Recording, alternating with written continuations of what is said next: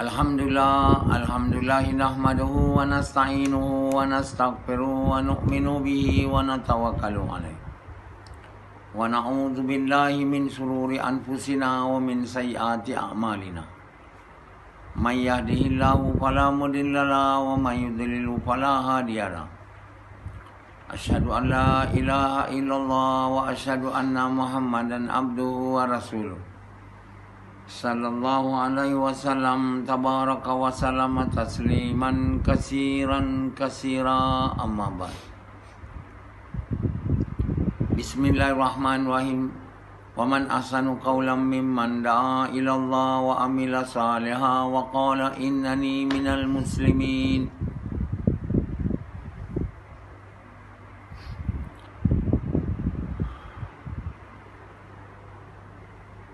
My dear brothers and respected elders and respected sisters, we are the creations of Allah. We are not creating ourselves. We have been created by Allah. We do not create ourselves. We do not create our children. We do not create our wife. None among us is able to create ourselves. We have been created. Nature or whatever you say, nature create us. No. Allah create us.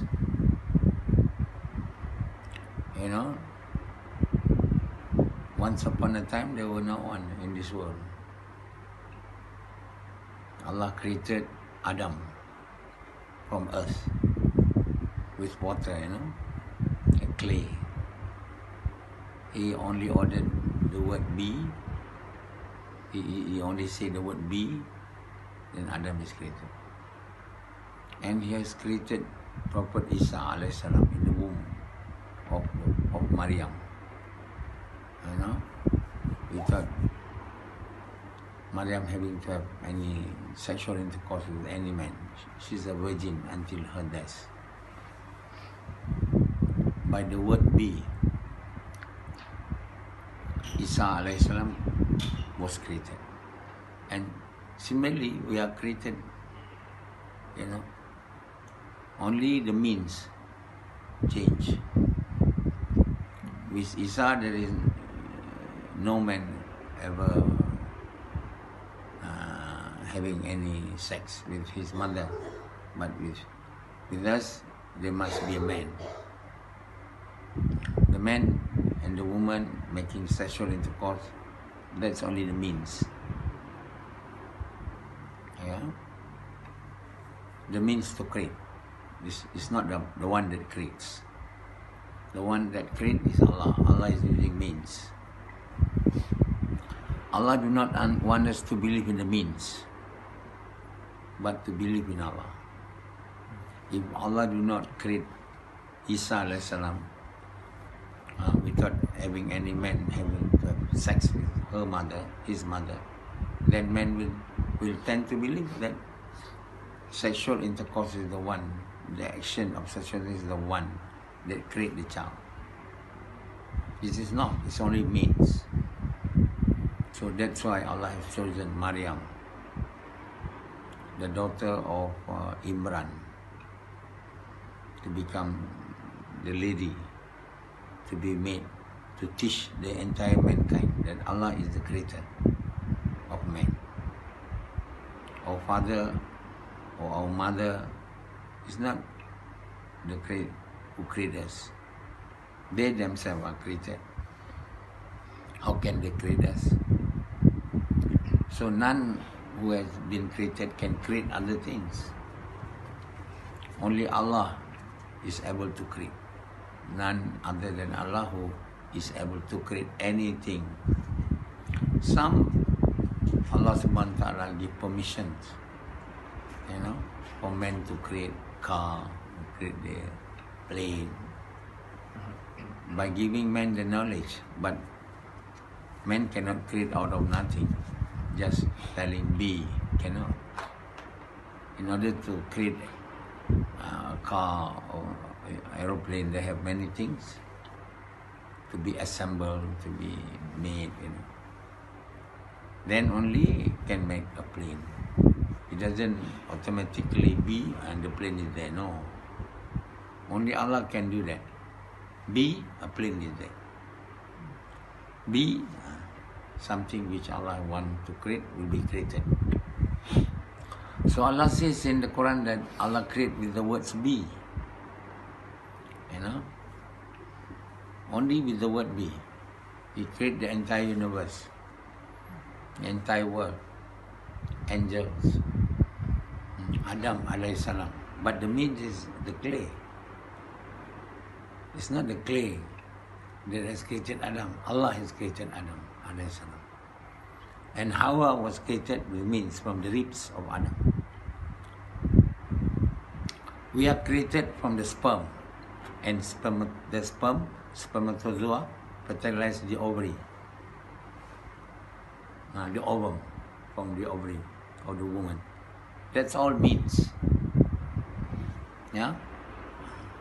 So Isa was created without the spermatozoa, only ovum. Of Maryam. Allah ordered be, then Isa was created in the womb of a virgin mother.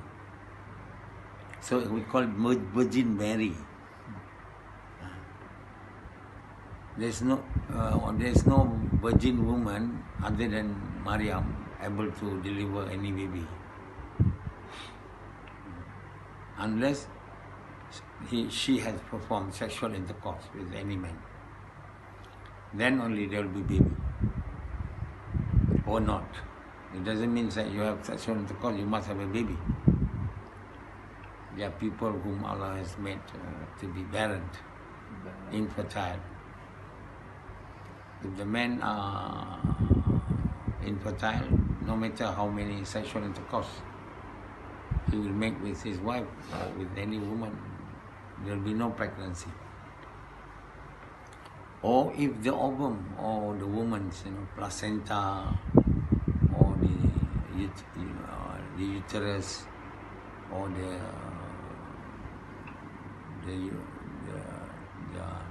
uterus are unhealthy, then the fertilized eggs will not be able to be implanted on the uterus wall. Then there will be no pregnancy. So now people resort to IVF, which is the fertilization was done outside the ovary. Then the fertilized eggs then embedded into the uterus. Even then, if the uterus are not fertile, the IVF will fail. Have to do many times, and one time it happened and the baby was born. So it is not that easy. Siti Nurhaliza, our famous singer, have done quite a few times IVF unsuccessfully, but a time come when Allah make it to be successful, and now she has a baby and going to have another baby. So she's very beautiful, very good singer, but have problem having baby. So her husband having daughter with the previous wife, definitely her husband is fertile. But who is not fertile is Siti Nurhaliza. There's also another singer. She's from my village. What is his name? Era Fazira. She has only one daughter. She wants to have many children, but only one daughter. She must love her so much. Got so much money, so much things to buy with only one child. So people, Allah subhanahu wa ta'ala, doesn't give children according to the time you make sexual intercourse with your wife. Some have done it almost every night, but no child. So childs are given by Allah to us. We do not create the child. How can we say this is mine? It is your daughter, your son, but has been given by Allah to you as amanah. Amanah means a trust that you have to take care of the son. You have to take care of the daughter. You have to make them to obey Allah. You have to make them to obey Muhammad SAW. You have to teach them, to make them to grow up as a person who loves Allah, as a person who obeys the order of Allah. But we do not fulfill this trust. We only have children. That's about all we know. Other than that, we do nothing. We let them to grow as we grow. We do not try to teach them, to bring them up the way Allah likes. So we are not fulfilling the trust that Allah has given to us when we do not bring up our children in accordance to the rules of Allah. So that is amanah. It's not only to get married, to have sex as much as you like, and then leaving the byproducts of that sex, your children to grow up as they like. Many people are doing this all over the world. The only thing they know, I have to provide food to my children, education. Food and education.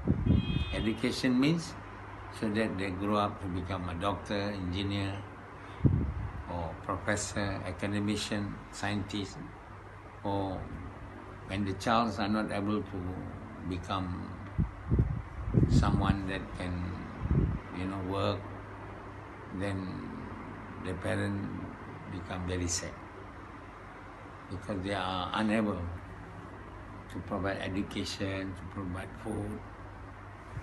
So they don't know that Allah is the one who provides the food for the children. You are only the means. You work so hard, it doesn't mean that you are the provider. You are only the means. The provider is Allah. Don't worry so much. The most important thing that we worry, how the child should grow up as a person who loves Allah, who obeys the orders of Allah in the way Muhammad SAW, so that they will be safe from the fire of hellfire, so that they will enter paradise. So many children grow up without knowing Allah is their Lord, without knowing Muhammad is their messenger. They just grow up as they wish. So your actions of your action of having sex with your wife, producing children, has gone to waste. Giving children which are not obedient to the order of Allah. So it's good to have many children, but if all the children are disobedient to the order of Allah, then it's no good. It's having children, but the main thing is the children is a trust. When they are born, we have to give them good names. The name in good names. We can use many names, any name. Of course, people say I maintain that names which I used before I embraced Islam. But is that give a good names meaning or not? If it doesn't give a good meaning, then you change the name. If the meaning is bad, then don't stick with that names. Change it. When you used to use that name when you were not Muslim, after you embrace Islam, you can still use the name if the name have a good meaning. If the name have a wrong meaning, bad meaning, you should change it. This is done by Prophet Muhammad SAW. So that's the reason why we have to have good names. Names with meaning, good meaning, not only good name with no meaning. Some people make names for their children simply any name without meaning. It's wrong. It's not good like that. A name is a prayer, it's a dua. You know. So the first right of the child, when the child is born, is to give a good name. That's why on the 7th day, then only you give the name. After thinking about it, not on the day when she's born or he's born, then you give the name. On the 7th day, then you give the name and you slaughter as a token of gratefulness to Allah, a sheep or a cow. A cow is a part, 1/7 of a part of a cow. A sheep is if a daughter, you have to slaughter 1 sheep. If a son, you have to slaughter 2 sheep of reasonable age, not very young.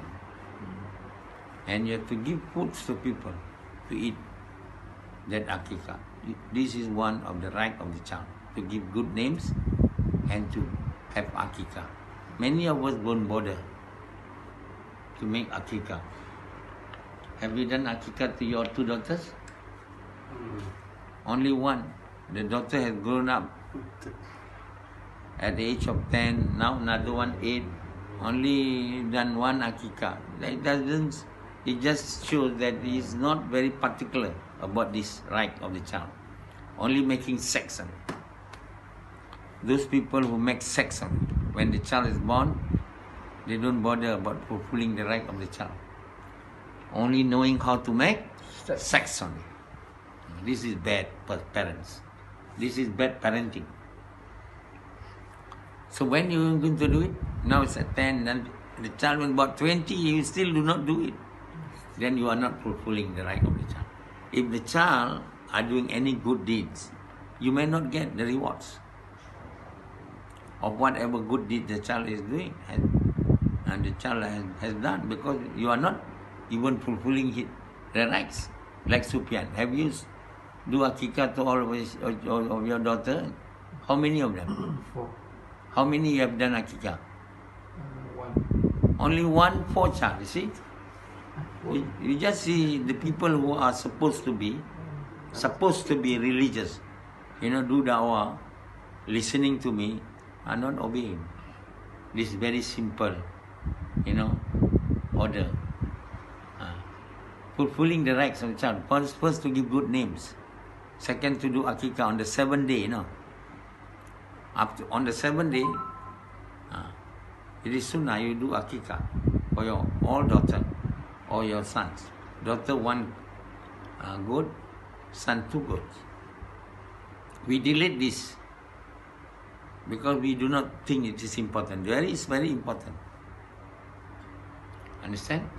And plus, you have to teach them good names, akikah. You have to teach them. You yourself, if possible, you yourself, the mother or the father, to teach the child about Islam, about the orders of Allah, not sending it to other people. Of course, if you are illiterate, if you do not know, you have to ask people to teach your child. Send them to school where they can learn. But the best is that you yourself, you must have a time in the day where you gather all your childs and your wife and reads, the Quran with the meaning. Teach them how to read the Quran. You must teach them how to read the Quran, and then you must teach them how to understand the Quran and also Hadith. So there must be a session in the house daily, whereupon you should gather them and learn about Quran and Hadith. These are not done in any houses in the whole world. except very few houses. And we don't have this majlis of talim or majlis of iman in our house, the halqa of reciting the kalima, the meaning of the kalima, reminding each other about the kalima. That we do not do it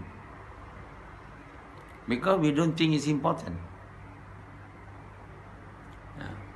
Sufyan doesn't do it. He got 4 kids, only one got akikah. Such a very irresponsible father, Yazid, how many children you have? 5. 5. How many have you done akikah? 1. 5, only 1, you see. Fendi got 1 child. You've done akikah? Huh? He has done. When you done it? That is a very long time. Samad? All done. How many children? 3. Done all akikah. You must do this.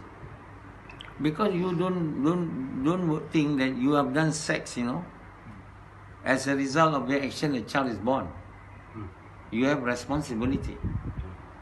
That's why when you get married, when you say, I accepted the nikah of her, like this, it doesn't mean you are only responsible for her. But for the child that is going to be given birth by her, that you have to be responsible too. There are people who just married, get children, run away. Get married, get children, run away. There are some people who do that. Only distributing their children all over the place, not fulfilling their rights. At the end, they don't know who is my father. Because the father is only fond of making sex only, without responsibility. So marriage is a responsibility. And we are unable to fulfill that responsibility because we are unable to fulfill even prayer. Not doing dawah. We are not able to fulfill our responsibility to Allah. Then how can we fulfill responsibility to our son, to our daughter? Because we are irresponsible people. We ourselves, do not want to obey Allah's commandments, like doing the work of inviting people to good, forbidding people from evil with it, sacrifice our own wealth and time, and performing prayers, giving zakat and charity. We are not willing to do that. So therefore, things like akikah, all this being looked down, we overlook this as being, we overlook them. We do not think that is important for us. As a result, all the children who have been born to this world are born without knowing the orders of Allah, without knowing what Allah wants, and spreading the whole world aimlessly without any purpose. People grow up from a wrong house, where there is no majlis of learning and teaching inside the house, only eating and cooking and sleeping. Then they produce children who do not know any manners, doesn't know any etiquette, because they are not being taught. The result of that, all the people who are moving around in the whole world are just behaving like animals, because their parents are animals too. Like Rashidi and Sufyan, they are basically animals. Although the name is Sufyan, look like a human being, and Yazid, but manners-wise are like animals, because they're only thinking of food and sex, and that's all, and work to earn money so that they can do sex and have food. Other than that, they don't do anything. Their life is only to fulfill their desires, not the desires of Allah. That's the reason why, every house It's not a school. It should be also a school. It's not only a house. A school to teach the children. We cannot depend on our school that the government has set up. The government also are government who don't even care about producing citizens who are obedient to the orders of Allah. They don't worry about that. They worry as to how many of the people in the country become doctors, engineers, become businessmen, businesswomen, that's all. Become a people who are obedient to Allah is none of our business. And no government in the world, ever think that it is their responsibility too, to make all the citizens of the country to be obedient to God. Because you are the people whom Allah has given the trust to look after your people. That's why you become president, you become prime minister. You're not there for nothing. How often do you advise you people as a president, as a prime minister, that you should obey Allah? How many? None. Have you heard? Have you heard any? And similarly, have you heard any father, mother telling to their children, you believe in Allah? Sufyan, you have heard? No. The mother, father never do. The head of the country never do. Never remind their people to believe in Allah, to obey Allah, to trust Allah. The whole world is like a place where not human beings are living, animals are living. Because the infrastructure from the house itself is wrong. And it's wrong because from the top it's wrong. So in the whole world there is no one who is reminding the people about Allah. No one except me, with the grace of Allah, are giving lecture to you to remind you about this. No one else. Not even the president, the king, your prime minister, whom Allah has given the trust. Not only to make sure everyone in the country are having food to eat, but they are having religion, a true religion of Allah. That is the main thing. So then, every mother, every parent, should think that their children should be brought up to the obedience of the orders of Allah in the way of Muhammad. And in order to do that, they themselves must be obedient to the orders of Allah. We teach our children not only with words, it's our actions. We ourselves should be steadfast in performing prayers, in the work of da'wah. Even if we do that also, we children are not following us. Because they don't follow good things, they follow evil things. If the parents are doing evils, and then they will do. If the parents do good things, they don't obey. But yet, that's how you should teach them. They should see we are praying, we are doing da'wah. Even then we are not sure they will follow, because they themselves are a separate entity, a separate human being who has his own desire. The children usually follow us when they are kids. Then after, when they grown up to become an adult, they say, now I'm free to choose my own path. So we have no right, no more power then. So we should teach them when they have no power, to tell them. Then after that, we have no power. We have to let them on their own. We've taught them, we have told them, and yet they disobey, they do not want, then it's no more our problem.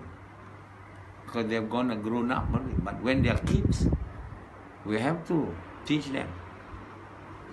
Have to do something. They have to read the book of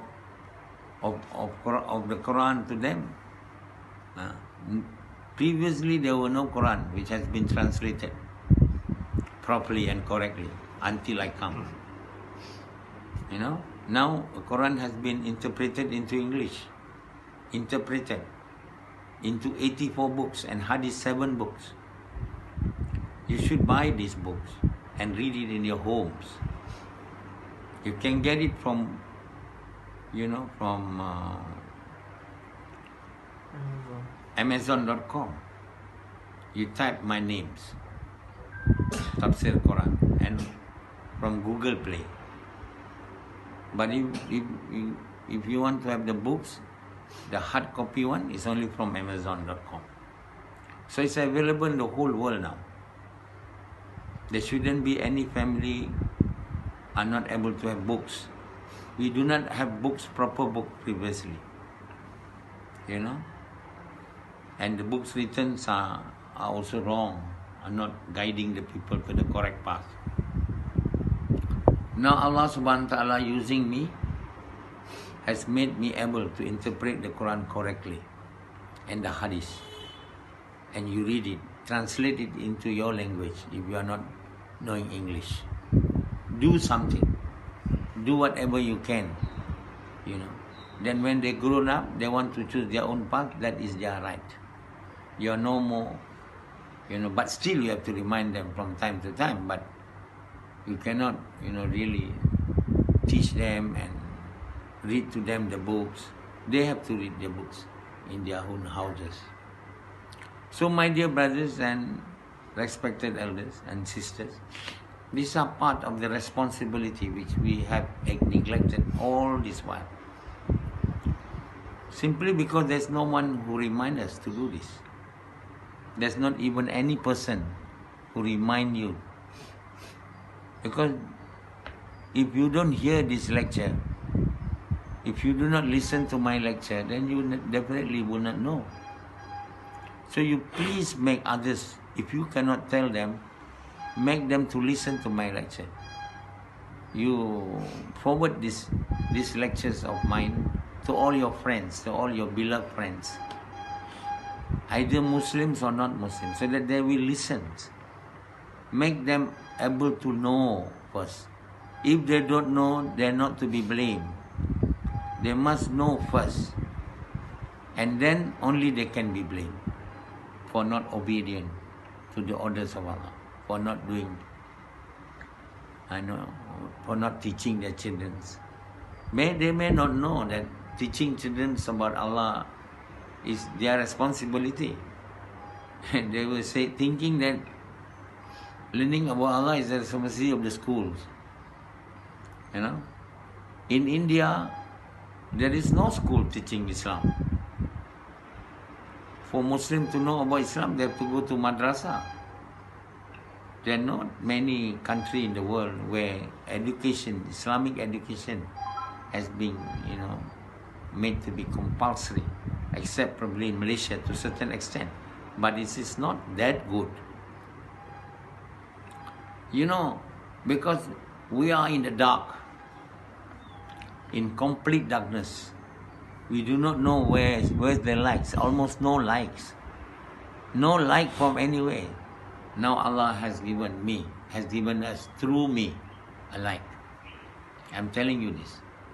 There's no light all this while. When the Quran has been made to be interpreted into a language which we all know, that is English, that is the light. That is the light. You must have this Quran in your house. 84 books and Hadith 7. You must have that. Those people who lived before us, now when I was young, there's no such books. There's no such Quran being interpreted, you know, to that extent of accuracy as now. So it is a blessing from Allah. I'm only the means. You should use this blessing and should not ignore it and just like before. Before we may have given excuse. There is no books to read. How to read to my child? How to teach my child? I myself do not know. I also disobedient to the order of Allah. I want my children to be obedient. But what are the means to teach them? They have no books. Now there is a Quran. The Quran is the real book. You don't read any other books. Only the Quran, which has now been interpreted into English. This is the book of Allah. This has to be read in your house daily for few minutes. And talk between your children, parents, about the meaning of the kalima. There's no God except Allah. There's no one who can do except Allah. The doer is Allah. You know. You must teach them to talk about the kalima and to read these books, Quran and Hadith. That's all. So Allah subhanahu wa ta'ala is guiding us. When we have interest, you know, to obey Allah, to become the lover of Allah, Allah will guide us to become His lover. I was interested to become His lover. Among all the entire mankind in the whole world, I'm the only one probably who is so inclined wanting to become His lover. So He guided me. Then I become the lover of Allah, and I become the means to bring you to become the lover of Allah. We do not want to become the lover of anything else other than Allah. If we do this, then only we obey Allah. And then only we will be obey Muhammad Sallam. Then only we'll do as He likes. And then only we'll become successful in this world with peace and tranquility. And when we die, we will enter paradise.